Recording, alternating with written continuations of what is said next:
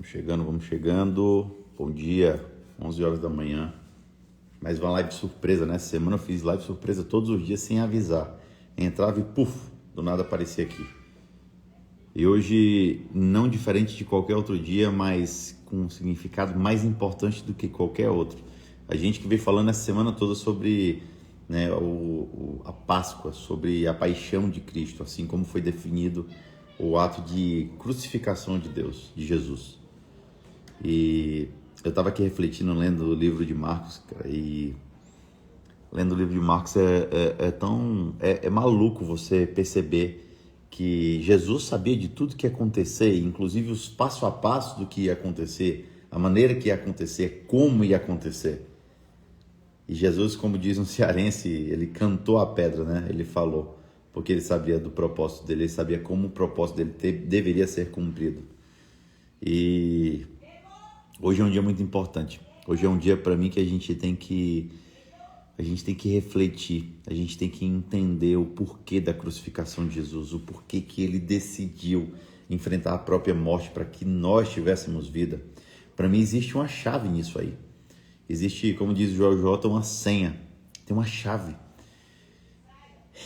A crucificação de Cristo, ela não é só, não só diz respeito à ressurreição, a ressuscitar, né?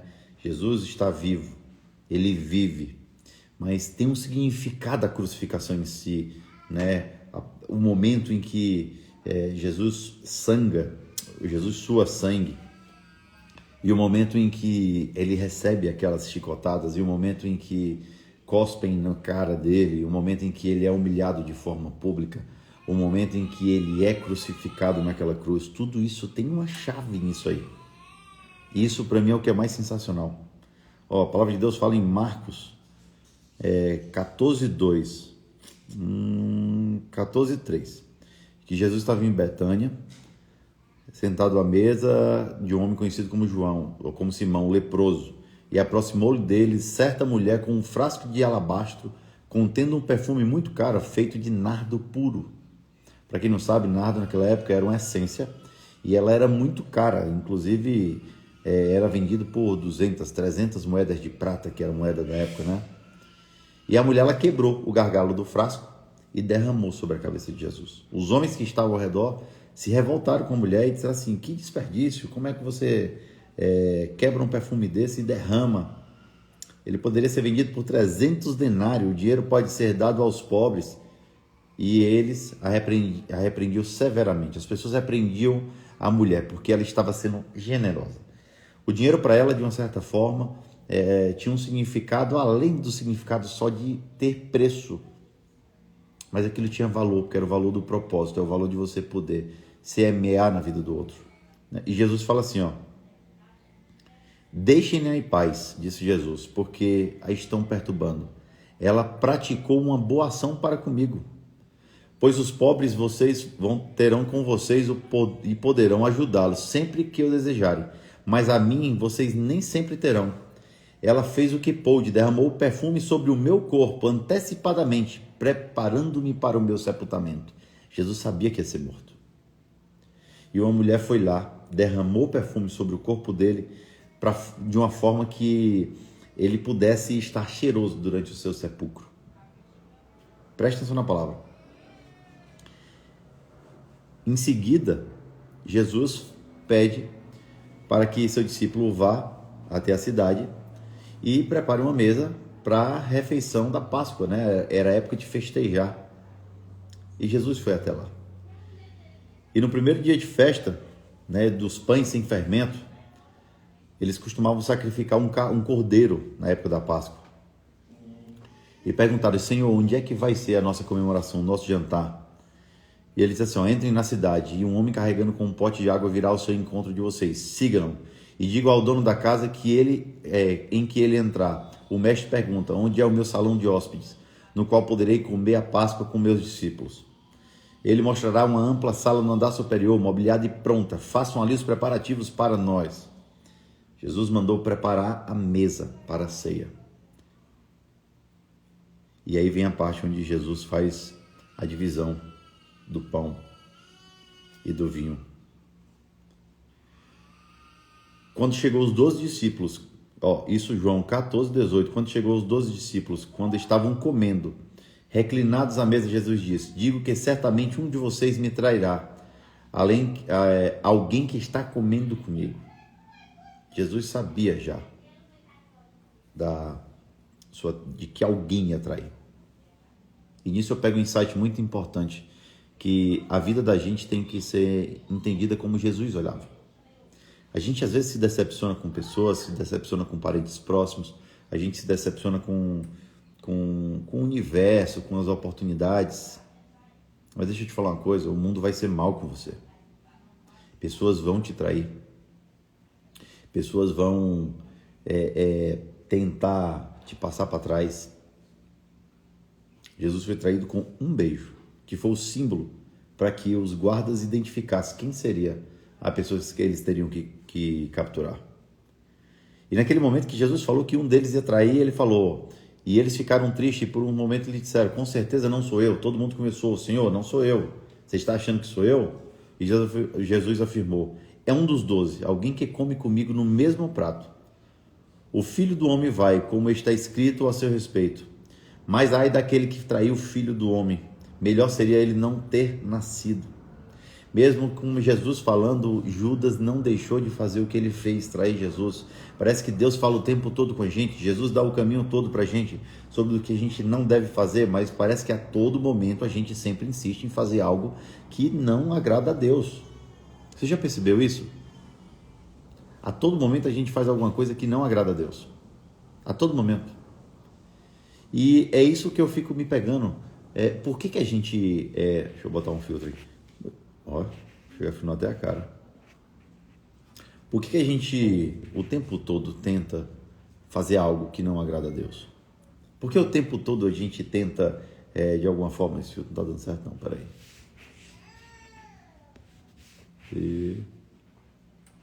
Isso aqui tá legal. Por que o tempo todo a gente tenta descumprir aquilo que Deus fala a nosso respeito? Por que a gente tenta fazer coisas que agradam o nosso corpo e não agrada ao espírito? E aí é onde eu vou chegar naquela chave que eu falei no começo da live, sobre entender a chave da crucificação. Para mim tem uma história fantástica nisso tudo. Para mim, Jesus, quando foi crucificado naquela cruz, cada prego daquele nas suas mãos, nos pés, cada chicotada, a coroa de espinhos, o cuspe que ele levou na cara daquelas pessoas, o momento em que os guardas cobriram o rosto dele, começaram a bater na cara dele e dizendo: adivinha quem foi que te bateu? Todas aquelas provocações, tudo aquilo que ele sofreu na carne, tem um significado, tem uma chave que eu vou falar no final. Em seguida tomou o cálice, enquanto comiam, Jesus tomou o pão, deu graças e partiu, dizendo aos seus discípulos: tomei, isto é o meu corpo. Em seguida tomou o cálice, deu graças, ofereceu aos seus discípulos e todos beberam. E disse-lhes: isto é o meu sangue da aliança, que é derramado em favor de muitos. Jesus compartilhou. Em seguida Jesus sai. E Jesus chegou para Pedro e disse-lhes: vocês todos, na verdade Jesus disse para todos os seus discípulos: vocês todos me abandonarão, pois está escrito: farei o pastor e as ovelhas serão dispersas.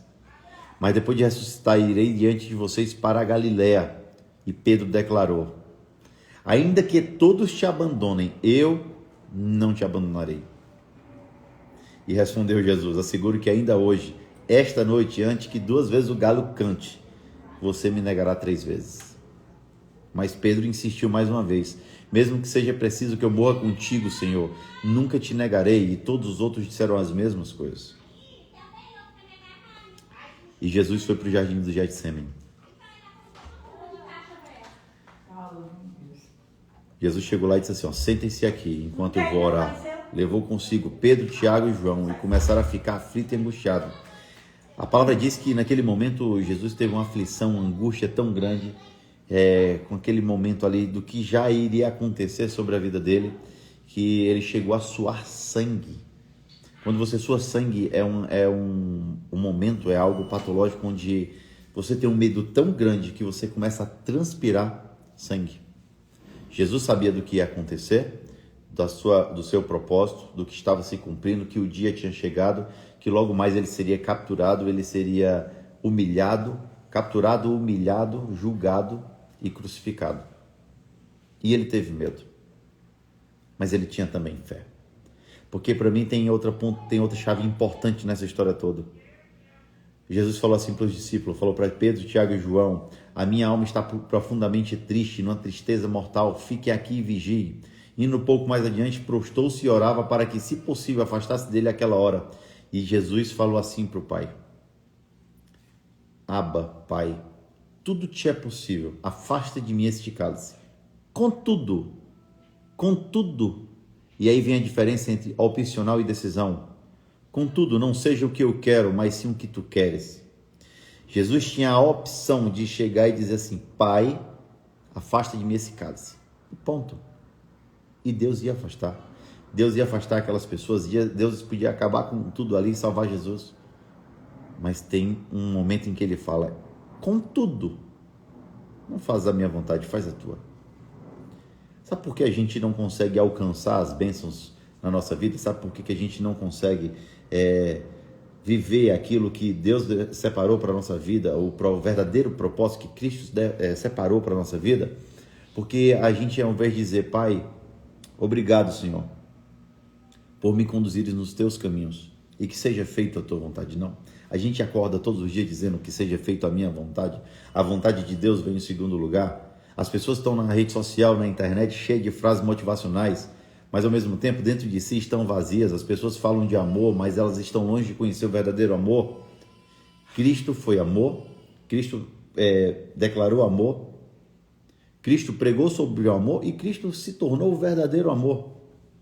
A internet está cheia de pessoas que estão super felizes, a internet está cheia de pessoas prósperas financeiramente. A internet está cheia de gente que usa uma maquiagem para que as pessoas vejam o quanto elas são perfeitas. Só que maquiagem sai com água. O cabelo está pretinho hoje porque você é jovem, mas o cabelo fica branco um dia.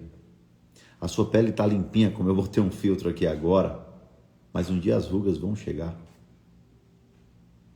Mas o caráter e o amor que existe aqui, ó, isso não passa. Isso é uma das coisas que Jesus mais ensinou na nossa vida. Sobre o caráter, sobre princípios, sobre valores. Eu tenho princípios. Só que eu só honro alguns. Tem gente que fala sobre honrar princípio, mas chupa um picolé dentro do carro e quando ninguém vê, ele joga o palito no meio da rua. Tem gente que fala sobre princípios, mas quando está entrando no shopping sem ninguém ver, estacionando uma vaga de deficiente físico sem poder estacionar. Tem gente que fala sobre princípios e está falando, testemunhando sobre ser piedoso, ter compaixão, auto-virtuoso, mas dentro de casa é um monstro com a família e com os filhos. Hoje é um dia de refletir. Hoje é um dia da gente ter uma reflexão sobre a crucificação de Cristo. Jesus decidiu, ele tinha a opção, mas ele decidiu se entregar. Então Jesus voltou aos seus discípulos e encontrou eles dormindo e falou: Simão, disse ele a Pedro, você está dormindo? Não pode vigiar nem sequer uma hora? Vigiem e orem para que não caia em tentação. O espírito está pronto, mas a carne é fraca. O que Deus quer dizer com isso? A gente pode desejar não pecar. A gente pode desejar não se entregar aos desejos da carne, mas ao mesmo tempo a carne é fraca e o difícil não é você querer tentar, o difícil é você conseguir. Na vida da gente funciona dessa forma. Todos os dias a gente vai numa batalha constante tentando encontrar o caminho de Deus e a gente da boca para fora a gente fala sobre Deus o tempo todo, mas dentro da gente a gente não testifica essa verdade porque a gente não vive segundo valores e princípios. Eu vou repetir para vocês, não adianta de nada eu estar dentro de um carro chupando picolé enquanto ninguém vê eu jogar o palito no meio da rua. Não adianta de nada eu chegar num shopping para estacionar o carro e quando ninguém vê eu colocar numa vaga de deficiente ou numa vaga de gestante. Princípio é para ser honrado do começo ao fim, não é para a gente ser seletivo com isso. A palavra diz que Jesus foi perfeito em caráter e forma física e nenhum pecado foi sobre ele. Ele nunca falou sobre nada, nada que aborrecesse a Deus. Ele nunca falou algo mal. Jesus foi pela segunda vez, encontrou eles dormindo novamente, e pela terceira vez ele disse: vocês ainda dormem e descansam? Basta, chegou a hora. Eis que o Filho do Homem está sendo entregue nas mãos dos pecadores. E aí começa o momento em que Jesus ia ser levado para cumprir a sua sentença aqui na terra. Os homens vão ser maus. O mundo vai ser mau. Pessoas vão te trair, seja ela com um beijo, com um tapinha nas costas, com a palavra de orgulho, quando ela não tem orgulho de você. O mundo é mau. A palavra de Deus fala que no mundo tereis aflições. Se Jesus, que era perfeito em forma física e caráter, fala na palavra que ficou aflito e triste, muito angustiado, o que dirá nós? Mas sabe o que é fantástico? E o que é mais fantástico de tudo, em seguida, a palavra de Deus fala, logo em seguida, no mundo terás aflições, mas em seguida diz: mas eu venci o mundo. Tem de bom ânimo, eu venci o mundo. E aqui a gente vai entender sobre vencer o mundo. Enquanto ele ainda falava, apareceu Judas, um dos 12. Com ele estava uma multidão armada de espadas e varas, enviadas pelos chefes dos sacerdotes, mestres da lei e líderes religiosos. Olha a chave do negócio. Dirigindo-se, o traidor havia combinado um sinal com eles: aquele a quem eu saudar com um beijo é ele. Prendam-no e levem em segurança. Foi aí o momento que Jesus foi traído com um beijo. Presta atenção. Tem gente que está te beijando e não está te honrando. Às vezes a gente vive um universo de pessoas onde a gente ama ser bajulado, a gente ama ser afirmado, a gente ama ser aceito por uma tribo, ama ser aceito por uma legião de pessoas. A gente não quer mais o reconhecimento de uns, mas a gente quer o reconhecimento de milhões. A gente está vazio e procura o psicólogo.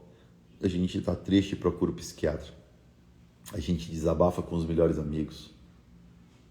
Mas a gente tem Deus para desabafar e não desabafa. As pessoas não estão dispostas a gastar tempo com Deus buscando a sua palavra. E aí, minha gata?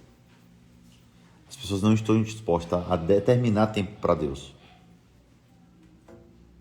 Bom dia, gente. É verdade. Você vai para onde, tão linda?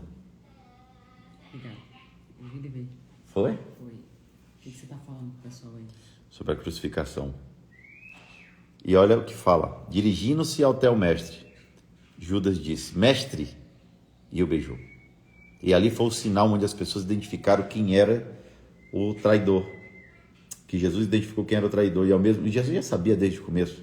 Mas ao mesmo tempo, os chefes, os soldados ali dos sacerdotes, os líderes religiosos viram quem era Jesus e foi ali e capturou ele.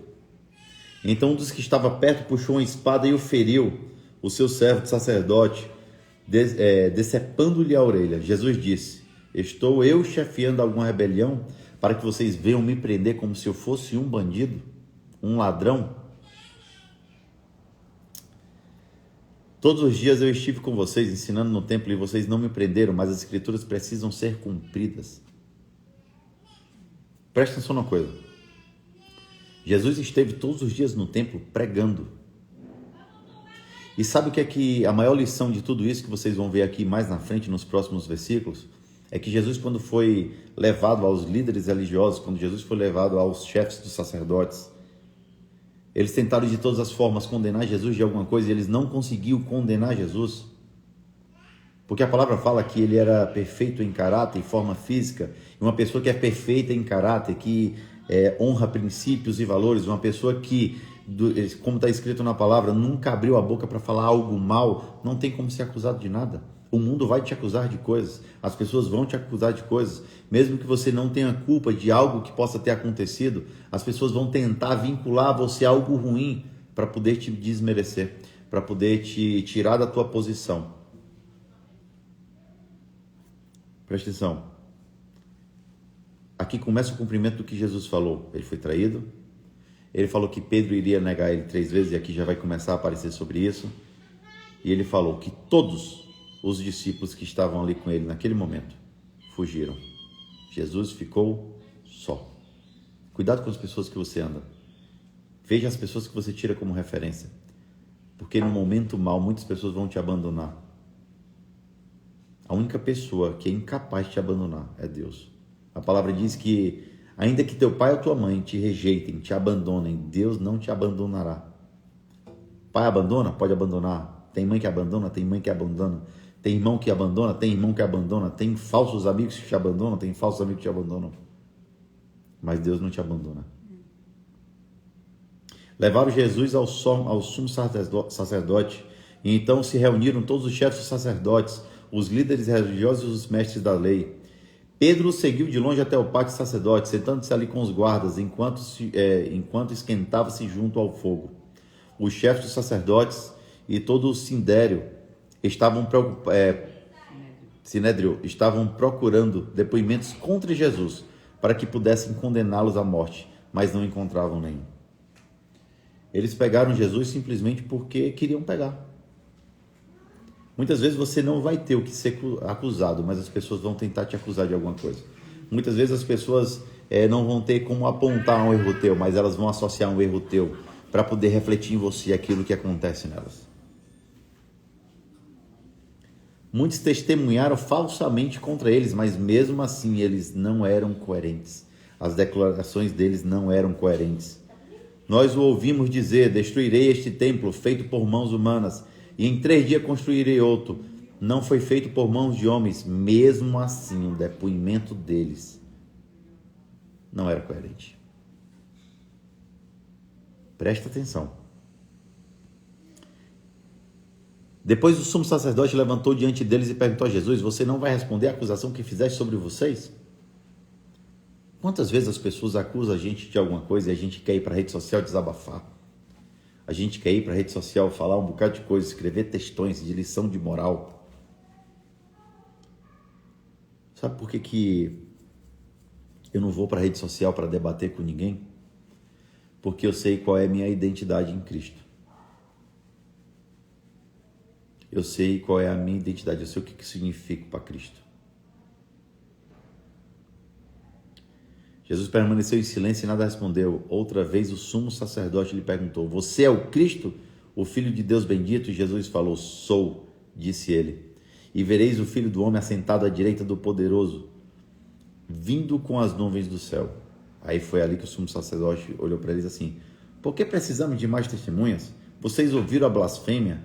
Quem acham? Todos o julgaram digno de morte.